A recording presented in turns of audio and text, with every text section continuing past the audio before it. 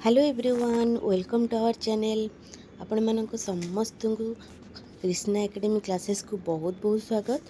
तो फ्रेंड्स आज आम पृथ्वीर गति पढ़ा जोटा कि 3टा क्लास मोर ऑलरेडी सरी जियोग्राफी GS1 जो मैंने जापर ना सिलेबस टी देखने कौटी कौन रोचे ओडिया देती GS1 आ GS2 टा GS3 4 मु देवी आगु को।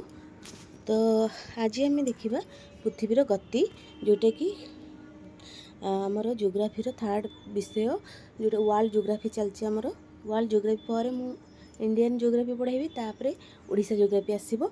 तो से आम गोटे गोटे पूरा सिलेबस सारिकी जिबा। एबे देखिबा पृथ्वीर गति जोटा मोशन ऑफ द अर्थ।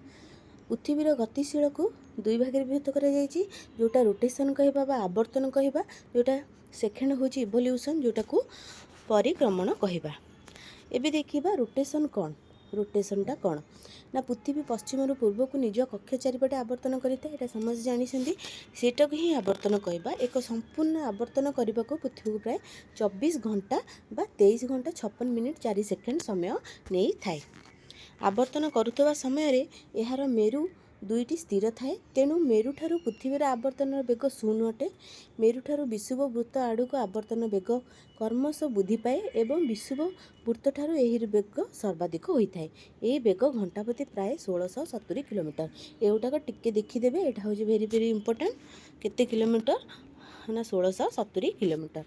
तापर आसला पृथ्वी सूर्य ठारू किछि दूर रे थाई निज कक्ष चारिपटे प्राय 24 घंटे थरे पश्चिम पूर्व को आवर्तन करिथाए।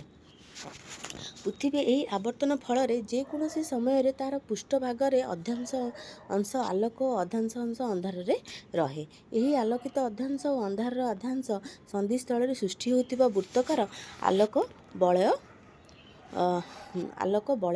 बा आलोक वृत्त बा छायावृत्त कहुए। आलोक बलय को कौन कह आलोक वृत्त बा छायावृत्त कहुए। ये देखो चित्रटा मुझे सूर्य रही सूर्यर किरणटा पृथ्वीर एपट पार्टा रोचे एपट पार्ट्रे कौन हो दिन होची किंतु पछपट जेहेतु रोनी सेटा को आमर राति होची ए टाइप रे रहिबो।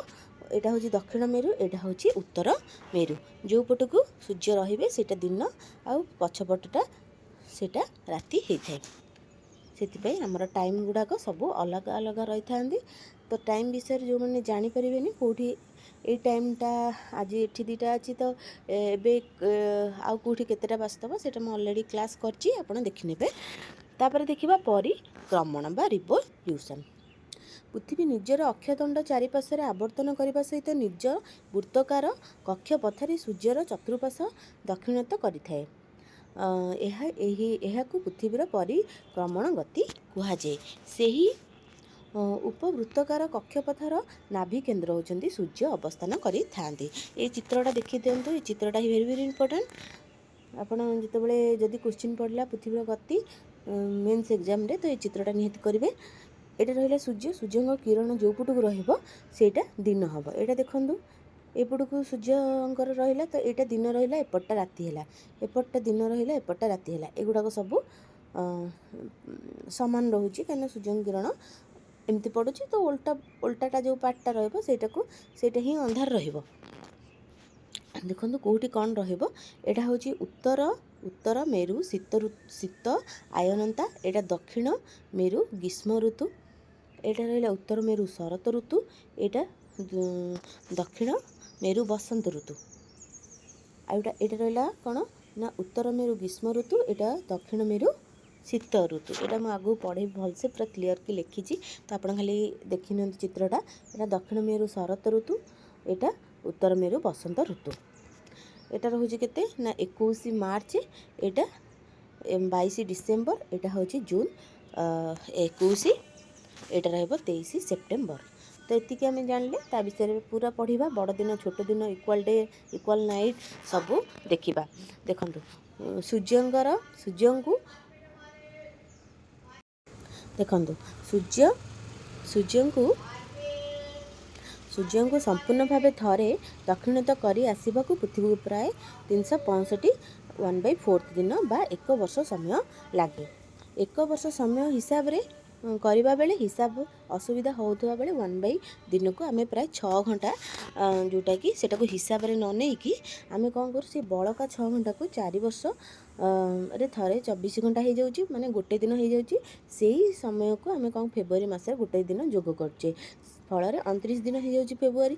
ସେହି ବର୍ଷକୁ ଅଧିବେଶ କହିବା ବା ଲିପ୍ ଇୟର୍ କୁହାଯାଏ। ଏଇଟା ଭଲସେ ଦେଖନ୍ତୁ ଏଇ ଚିତ୍ରଟା, ଏଇଟା ଚିତ୍ର ରହିଲା, ଏଇଟା ବିଷୁବ ରେଖା। ଯଦି ସୂର୍ଯ୍ୟଙ୍କ କିରଣଟା ଏପଟିଆ ରହିଲା, ଏଇଟା ହେଉଛି ଆମର ଦିନ ହେବ, ଏଇଟା ହେଉଛି ରାତି ହେବ। ତ ବିଷୁବ ରେଖା ଦେଖନ୍ତୁ, ଏଇଟା 0, ଆଉ କର୍କଟକାନ୍ତି ଏଇଟା, ମକରକାନ୍ତି ଏଇଟା। ତ ସେଇଟା ଯେଉଁ ଆଙ୍ଗେଲଟା ତିଆରି କରୁଛି ସେଇଟା 66.5 ଡିଗ୍ରୀ, ଏଇଟା 23.5 ଡିଗ୍ରୀ, କର୍କଟକାନ୍ତିଟା ଆଉ ମକରକାନ୍ତି। ଦେଖନ୍ତୁ, ଗୋଟିଏ ବର୍ଷ ମଧ୍ୟରେ 6ଟି ଋତୁ ଯଥାକ୍ରମେ ଗ୍ରୀଷ୍ମ, ବର୍ଷା, ଶରତ, ହେମନ୍ତ, ଶୀତ ଓ ବସନ୍ତ ବୋଲି ଜାଣୁଛୁ। ମାତ୍ର ପୃଥିବୀର ଏହି ପରିକ୍ରମଣ ହେତୁ କ'ଣ ହୁଏ ନା, ଆମେ 4ଟି ଋତୁକୁ ସଂଗଠିତ ହୋଇଥାଏ, ଯେଉଁଟା ଗ୍ରୀଷ୍ମ, ଶରତ, ଶୀତ ଆଉ ବସନ୍ତ। ଏଇ 4ଟା ହିଁ ଆମର ଅନୁଭୂତ ହୋଇଥାଏ ପୃଥିବୀରେ। କ'ଣ ରହୁଛି ନା, ଉତ୍ତର ଗୋଲାର୍ଦ୍ଧରେ ଗ୍ରୀଷ୍ମ ଋତୁ ଅନୁଭୂତ ହେଉଥିବା ବେଳେ ଦକ୍ଷିଣ ଗୋଲାର୍ଦ୍ଧରେ ଶୀତ ଋତୁ ଏବଂ ଉତ୍ତର ଗୋଲାର୍ଦ୍ଧରେ ବସନ୍ତ ଋତୁ ଅନୁଭୂତ ହେଲା ବେଳେ ଦକ୍ଷିଣ ଗୋଲାର୍ଦ୍ଧରେ ଶରତ ଋତୁ ହୋଇଥାଏ। ଜୁନ୍ ମାସ 21 ତାରିଖ ବେଳେ ପୃଥିବୀର ଉତ୍ତର ଗୋଲାର୍ଦ୍ଧ ସୂର୍ଯ୍ୟ ଆଡ଼କୁ ଅନ୍ୱିତ ହୋଇ ରହିଥାଏ। ଏହି ଦିନ କର୍କଟକାନ୍ତିରେ ହାଫ୍ ଅକ୍ଷାଂଶ ଉପରେ ସୂର୍ଯ୍ୟକିରଣ ଲମ୍ବ ଭାବରେ ପଡ଼ିଥାଏ ଓ ଦିବସଟି ଗ୍ରୀଷ୍ମ ଅନୟନ୍ତ ଦିବସ କୁହାଯାଏ। ଯେଉଁଟା ଜୁନ୍ 21 ତାରିଖ ଦିନ ପୃଥିବୀର ଉତ୍ତର ଗୋଲାର୍ଦ୍ଧରେ ସୂର୍ଯ୍ୟ ଆଡ଼କୁ କ'ଣ ହୁଏ, ସୂର୍ଯ୍ୟଙ୍କ ଆଡ଼କୁ ଅନତ ହୋଇ ରହିଥାଏ। ଏହି ଦିନ କର୍କଟକାନ୍ତି 23.5 ଅକ୍ଷାଂଶ ଉପରେ ସୂର୍ଯ୍ୟକିରଣ ଲମ୍ବ ଭାବରେ ପଡ଼ିଥାଏ। ଯେତେବେଳେ ଲମ୍ବ ଭାବରେ ଅକ୍ଷାଂଶ କେଉଁଠି କର୍କଟକାନ୍ତି ଉପରେ ପଡ଼ିଥାଏ, ସେତେବେଳେ ଗ୍ରୀଷ୍ମ ଅନୟନ୍ତ ଦିବସ ଆମେ କହିବା। ସେତେବେଳେ ଉତ୍ତର ଗୋଲାର୍ଦ୍ଧର ତାପମାତ୍ରା ଅଧିକ ହୋଇଥାଏ, ତେଣୁ ସେଠାରେ ଗ୍ରୀଷ୍ମ ଋତୁ ହୋଇଥାଏ। କେଉଁଠି ନା, ଜୁନ୍ ମାସ 21 ତାରିଖ ବେଳକୁ। ସେହି ସମୟରେ ଦକ୍ଷିଣ ଗୋଲାର୍ଦ୍ଧରେ ସୂର୍ଯ୍ୟଙ୍କଠାରୁ ଦୂରରେ ରହିଥିବା, ତେଣୁ ସେଠି କମ୍ ତାପମାତ୍ରା ରହିଥାଏ, ସେତେବେଳେ ସେଠାରେ ଶୀତ ଋତୁ ଅନୁଭୂତ ହୋଇଥାଏ। ତ ଶୀତ ଆଉ ଗ୍ରୀଷ୍ମ କ'ଣ ପାଇଁ ହୁଏ ସେଇଟା ତ ଆପଣ ନିଜେ ଜାଣିପାରୁଥିବେ। ତାପରେ ଦେଖିବା, ଡିସେମ୍ବର 22 ତାରିଖରେ ପୃଥିବୀର ଦକ୍ଷିଣ ଗୋଲାର୍ଦ୍ଧରେ ସୂର୍ଯ୍ୟଙ୍କ ଆଡ଼କୁ ଢଳି ରହିଥିବା ସେଠାକାର ତାପମାତ୍ରା ଅଧିକ ହୋଇଥାଏ, ତେଣୁ ସେଠାରେ ଗ୍ରୀଷ୍ମ ଋତୁ ହୁଏ। କାରଣ ଏହି ଦିନ ସୂର୍ଯ୍ୟ କିରଣର ମକରକାନ୍ତି 23.5 ଦକ୍ଷିଣ ଅକ୍ଷାଂଶ ଉପରେ ଲମ୍ବ ଭାବରେ ପଡ଼ିଥାଏ। କ'ଣ ଏଠି ରହିଥାଏ, ଏଠି ବି ଗ୍ରୀଷ୍ମ ଋତୁ ହୁଏ। ଯଦି ଲମ୍ବ ଭାବରେ ପଡ଼ିଲା ସୂର୍ଯ୍ୟଙ୍କ କିରଣ ମକରକାନ୍ତି ହଉ ବା ଆମର କ'ଣ ରହୁଛି ଆମର ସେଇଟା କର୍କଟକାନ୍ତି ହଉ, ସେ ଦୁଇଟାରେ ପଡ଼ିବ ମାନେ ସେଠି ଆମର ଗ୍ରୀଷ୍ମ ଋତୁ ଅନୁଭୂତ ହେବ। ଆଉ ଯେଉଁଠି ଦକ୍ଷିଣ ହେଲା ମାନେ ଉତ୍ତରରେ କ'ଣ ହେଉଛି ନା, ବିପରୀତ ଅବସ୍ଥା ରହୁଛି, ସେଥିପାଇଁ ସେଠି ଶୀତ ଅନୟନ୍ତ ଦିବସ ରୂପେ ଥାଏ। ମାର୍ଚ୍ଚ 21 ତାରିଖରେ ଓ ସେପ୍ଟେମ୍ବର 23 ତାରିଖରେ ସୂର୍ଯ୍ୟ ରଶ୍ମି ବିଷୁବ ବୃତ୍ତ ଉପରେ ସିଧାସଳଖ ବା ଲମ୍ବ ଭାବରେ ପଡ଼େ। ଏହି ଦୁଇଟି ଉଭୟ ଗୋଲାର୍ଦ୍ଧ ସୂର୍ଯ୍ୟଙ୍କଠାରୁ ସମାନ ଦୂରତାରେ ଥାନ୍ତି। ତ ମାର୍ଚ୍ଚ 21 ଆଉ ସେପ୍ଟେମ୍ବର 23 ସୂର୍ଯ୍ୟଙ୍କଠାରେ କ'ଣ ହୁଏ, ବିଷୁବ ଉପରେ ସିଧାସଳଖ ବା ଲମ୍ବ ଭାବରେ ପଡ଼ିଥାଏ, ସେଥିପାଇଁ ଦୁଇଟି ଗୋଲାର୍ଦ୍ଧରେ ସମାନ ଭାବରେ ଦୂରତା ରହିଥାଏ। ତେଣୁ ଉଭୟ ଗୋଲାର୍ଦ୍ଧ ଦିନ ରାତି ସମାନ ହୋଇଥାଏ। ଏହି ସମୟ ଦିନ ସମଦିବରାତ୍ରି ଦିବସ ଆମେ କହିବା। ତାପରେ ଦେଖିବା, ଜୁନ୍ 21 ତାରିଖରେ ସୂର୍ଯ୍ୟ କର୍କଟକାନ୍ତି ଉପରେ ଓ ଡିସେମ୍ବର 22 ତାରିଖରେ ସୂର୍ଯ୍ୟ ମକରକାନ୍ତି ଅବସ୍ଥାରେ ଥାଆନ୍ତି। ଡିସେମ୍ବର 22 ତାରିଖଠୁ ଜୁନ୍ 21 ତାରିଖ ପର୍ଯ୍ୟନ୍ତ ସୂର୍ଯ୍ୟଙ୍କର ଉତ୍ତର ଆଡ଼ିକି ପ୍ରତ୍ୟାୟନ ଗତି ହୋଇଥାଏ। ଏହାକୁ ଆମେ ସୂର୍ଯ୍ୟ ଉତ୍ତରାୟଣ ଗତି କହିବା। ଏଗୁଡ଼ାକ ସବୁ ଇମ୍ପୋର୍ଟାଣ୍ଟ ପଏଣ୍ଟ। ଉତ୍ତରାୟଣ ଗତି କାହାକୁ କହିବା। ସେହିପରି ଜୁନ୍ 21ରୁ ଡିସେମ୍ବର 22 ପର୍ଯ୍ୟନ୍ତ ସୂର୍ଯ୍ୟଙ୍କର ଦକ୍ଷିଣ ଆଡ଼କୁ ପ୍ରତ୍ୟାୟନ ଗତି ହୋଇଥାଏ। ଏହାକୁ ସୂର୍ଯ୍ୟଙ୍କର ଦକ୍ଷିଣାୟନ ଗତି କହିବା। ଦକ୍ଷିଣକୁ ଗଲେ ଦକ୍ଷିଣାୟନ, ଉତ୍ତରକୁ ଗଲେ ଉତ୍ତରାୟଣ ଆମେ କହିବା। ଉଭୟ ଆମେ ଗ୍ରୀଷ୍ମ ଋତୁ ହିଁ ପାଇବା ସେଠି, କାହିଁକିନା ସୂର୍ଯ୍ୟଙ୍କ କିରଣ ସିଧା ଭାବରେ ରହୁଛି। ତାପରେ ରହିଲା ଜାନୁଆରୀ ମାସ ପ୍ରଥମ ସପ୍ତାହରେ ପୃଥିବୀର ସୂର୍ଯ୍ୟଙ୍କଠାରୁ ନିକଟତମ ସ୍ଥାନରେ ଅବସ୍ଥାନ କରିଥାଏ।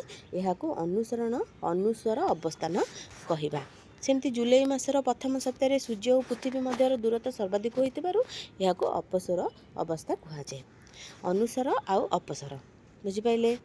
ତାପରେ ଦେଖିବା, ଅନୁସ୍ୱର ଅବସ୍ଥାନ ସମୟରେ ସୂର୍ଯ୍ୟ ଓ ପୃଥିବୀ ମଧ୍ୟର ଦୂରତା ପ୍ରାୟ 147 ନିୟୁତ କିଲୋମିଟର ରହିଥିବା ବେଳେ ଅପସ୍ୱର ଅବସ୍ଥାରେ 152 ନିୟୁତ କିଲୋମିଟର ଅବସ୍ଥାରେ ରହୁଛି। ପୃଥିବୀଟା ଯେଉଁ ବୁଲୁଛି ସୂର୍ଯ୍ୟଙ୍କ ପାଖରେ ତ ଯେଉଁଟା ପାଖ ସେଇଟା 143 ନିୟୁତ କିଲୋମିଟର ଅନୁସାର ସେଇଟା କହିବା।